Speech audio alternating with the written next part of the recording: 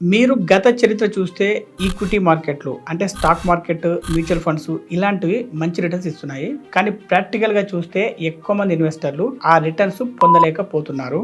ఇదే విషయం నా ఫ్రెండ్ కు నేను కుండ బద్దలు కొట్టినట్టు చెప్పాను. అది ఎప్పుడు చెప్పాను అంటే, మొన్న నా ఫ్రెండ్ ఒక క్వశ్చన్ అడిగాడు.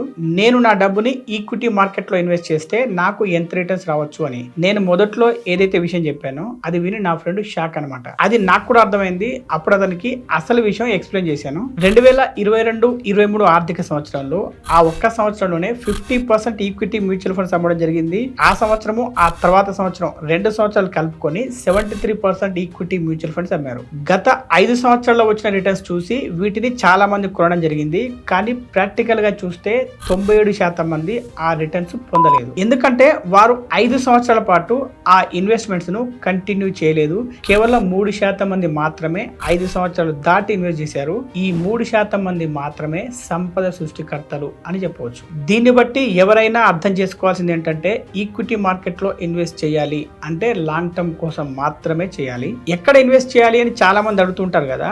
అలా ఎక్కువ మంది అడుగుతున్నప్పుడు ఒక స్టాక్ మార్కెట్ ఎక్స్పర్ట్ కు ఒక ఐడియా వచ్చింది. అదేంటంటే, అన్నిటికంటే టాప్ లో ఉన్న 30 స్టాక్స్ లో ఇన్వెస్ట్ చేద్దామని అనుకున్నాడు. దాన్ని ఒక పేపర్ మీద రాసుకున్నాడు.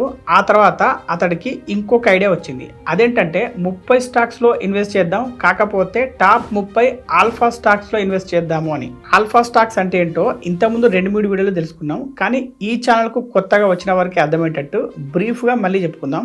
ఏ, బి అనే 2 స్టాక్స్ ఉన్నాయి అనుకోండి. ఈ 2 షేర్లు కూడా ఒక ఇండెక్స్ లో ఉన్నాయి. అంటే ఉదాహరణకు నిఫ్టీ 50 ఇండెక్స్ లాగా అనమాట. అటువంటి ఇండెక్స్ లో ఈ 2 షేర్లు ఉన్నాయని అనుకోండి. ఆ ఇండెక్స్ గత 5 సంవత్సరాలుగా 15% రిటర్న్స్ ఇస్తూ ఉంది.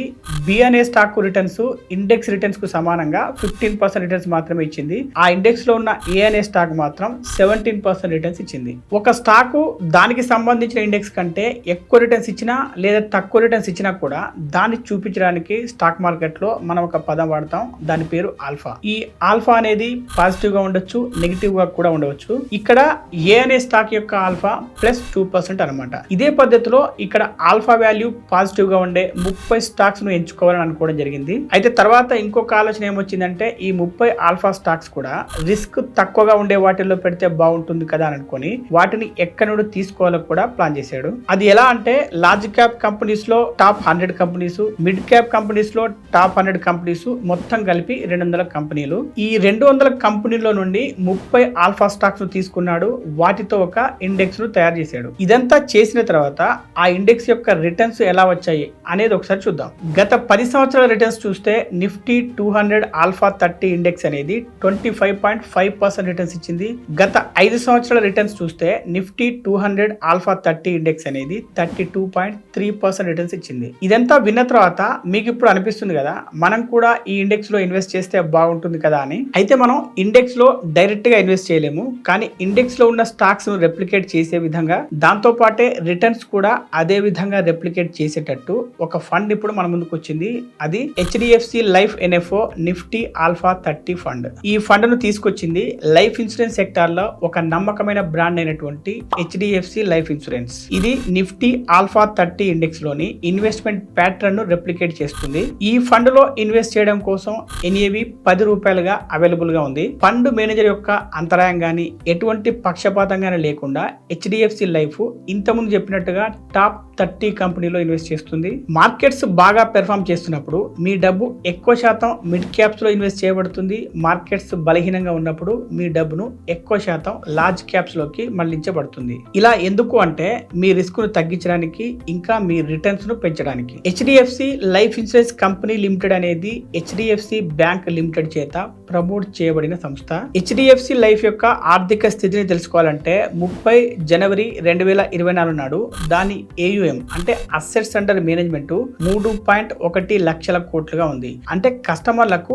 ఈ కంపెనీపై ఎంత విశ్వాసం ఉందో మనం అర్థం చేసుకోవచ్చు. ఇటువంటి ఫండ్స్ యొక్క సాల్వెన్సీ రేషియో 150% ఉంటే సరిపోతుంది.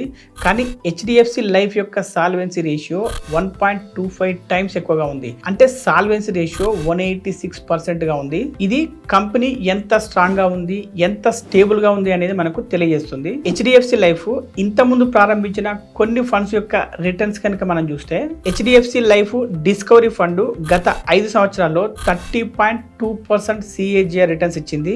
అదే విధంగా ఈ మధ్యనే ప్రారంభమైన HDFC life flexi cap fund అది మొదలైనప్పటి నుండి 50.3% రిటర్న్స్ ఇచ్చింది. ఈ ఫండ్ యొక్క పెర్ఫార్మెన్స్ అనేది ఇండెక్స్ యొక్క పెర్ఫార్మెన్స్ పై ఆధారపడి ఉంటుంది కాబట్టి మనకు ఫండ్ మేనేజర్ ఏ స్టాక్స్ సెలెక్ట్ చేస్తాడో అన్న టెన్షన్ అవసరం లేదు. అవన్నీ కూడా కంప్యూటర్ ఆల్గారిథం చేత సెలెక్ట్ చేయబడిన బెస్ట్ పెర్ఫార్మింగ్ స్టాక్స్ ఉంటాయి. వీడియో మొదట్లో మనం నిఫ్టీ 200 ఆల్ఫా 30 ఇండెక్స్ యొక్క రిటర్న్స్ తెలుసుకున్నాం.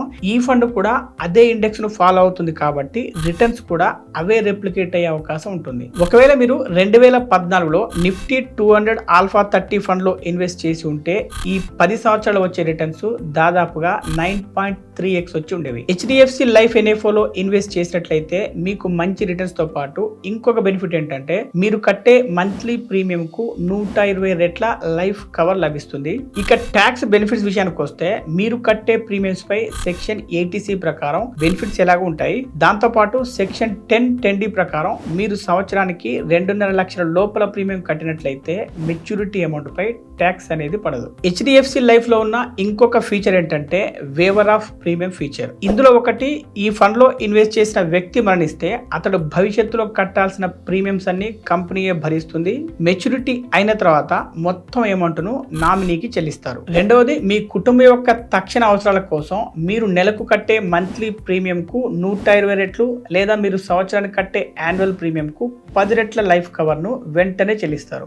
దీనివల్ల ఇన్సూరెన్స్ తీసుకునే వ్యక్తి లేని సందర్భంలో భార్య పిల్లలు తల్లిదండ్రులు ఆర్థిక ఇబ్బందులు లేకుండా ఉండగలుగుతారు. ఇక ఎన్ఆర్ఐ కస్టమర్ల విషయానికి వస్తే వారు ఈ ఫండ్ లో ఎంత అమౌంట్ అయినా పెట్టుబడి పెట్టవచ్చు, ఇండియా యొక్క అభివృద్ధిలో పాలు పంచుకోవచ్చు. ఒక ఎగ్జాంపుల్ కనుక మనం చూస్తే ఒక ఎన్ఆర్ఐ నెలకు 18,000 రూపాయల చొప్పున 10 సంవత్సరాలు ఈ ప్లాన్ లో ఇన్వెస్ట్ చేశాడు అనుకోండి, అతడు 20 సంవత్సరాల తర్వాత యావరేజ్ గా 15 to 16% సిఏజిఆర్ తో దాదాపు 2 కోట్ల దాకా రిటర్న్స్ పొందే అవకాశం ఉంటుంది. ఎన్ఆర్ఐలు ఇండియాలో ఎందుకు ఇన్వెస్ట్ చేయాలంటే దానికి కూడా కొన్ని కారణాలు ఉన్నాయి. అవేంటంటే, ఒకటి, మన దేశం ప్రపంచంలో వేగంగా అభివృద్ధి చెందుతున్న $1 ట్రిలియన్ ఎకానమీ అని చెప్పొచ్చు.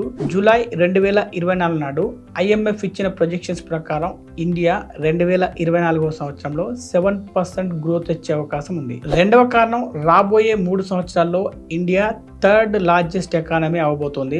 ఇండియా అభివృద్ధి చెందుతున్న దశలో ఉంది కాబట్టి మీరు ఈ టైంలో ఇండియన్ ఎకానమీలో ఇన్వెస్ట్ చేయడం వల్ల మంచి రిటర్న్స్ తో పాటు మీ సంపద భారీగా పెరిగే అవకాశం ఉంటుంది. మూడవ కారణం ఏంటంటే, గత 10 సంవత్సరాల్లో ఇండియా జీడిపి అనేది డబుల్ అయింది. ఎందుకంటే ఈ పీరియడ్ లో $615 బిలియన్ ఫారిన్ డైరెక్ట్ ఇన్వెస్ట్మెంట్ రావడం వల్ల. దీని అర్థం ఏంటంటే విదేశాల్లో ఉన్న కంపెనీలు ఇండియా యొక్క గ్రోత్ స్టోరీ పట్ల చాలా పాజిటివ్ గా ఉన్నారు. అందుకే వారు అందులో భాగస్వాములు అవుతున్నారు. ఇక నాలుగో కారణం ఏంటంటే, చాలా కాలంగా ఈక్విటీ మార్కెట్లు ఇస్తున్న రిటర్న్స్ కనుక చూస్తే ఇతర దేశాల కంటే మన దేశంలో వచ్చిన రిటర్న్స్ చాలా మెరుగ్గా ఉన్నాయి. మరి మీరు కూడా ఇండియా యొక్క గ్రోత్ స్టోరీలో భాగస్వామి కావాలంటే ఈ ఫండ్ లో ఇన్వెస్ట్ చేయండి పాలసీ బజార్ ద్వారా. ఎందుకు అంటే, ఒకటి, ఎటువంటి ఇబ్బంది ఎటువంటి అవంతరాలు లేకుండా ఇన్వెస్ట్ చేసుకోవచ్చు. రెండు, 150కి పైగా ఉన్న ఫండ్ల నుండి యాక్టివ్ గా మేనేజ్ చేస్తున్న కంపెనీలో ఇంకా ఇండెక్స్ ఫండ్ లాంటి వాటిలో SIP చేసుకోవచ్చు ఒక డిసిప్లిన్డ్ ఇన్వెస్ట్మెంట్ అప్రోచ్ కోసం. మూడు, మీ ఫండ్స్ మీరు ఆన్లైన్ లోనే ఎక్కడి నుండైనా మేనేజ్ చేసుకోవచ్చు. నాలుగు, లిక్విడ్ ఆప్షన్ ఉండడం వల్ల అత్యవసరంగా ఫండ్స్ కావాల్సి వచ్చినప్పుడు 5 సంవత్సరాల తర్వాత విత్డ్రా చేసుకునే సౌకర్యం కూడా ఉంది. ఐదవది, మార్కెట్ రిస్క్ మేనేజ్ చేయడం కోసం ఫ్రీ ఫండ్ స్విచ్చింగ్ ఆప్షన్ అందుబాటులో ఉంది. సో మీరు ఈ ఫండ్ లో ఇన్వెస్ట్ చేయాలంటే లింక్ ఈ వీడియో కింద డిస్క్రిప్షన్ లో ఇంకా పిన్నుడ్ కామెంట్స్ లో ఉంటుంది, చూడండి. ENFO లో ఇన్వెస్ట్ చేయడానికి లాస్ట్ డేట్ 31st జూలైగా ఉంది. కాబట్టి మీరు ఆలస్యం చేయకుండా వెంటనే మీ ఇన్వెస్ట్మెంట్ జర్నీని స్టార్ట్ చేయండి.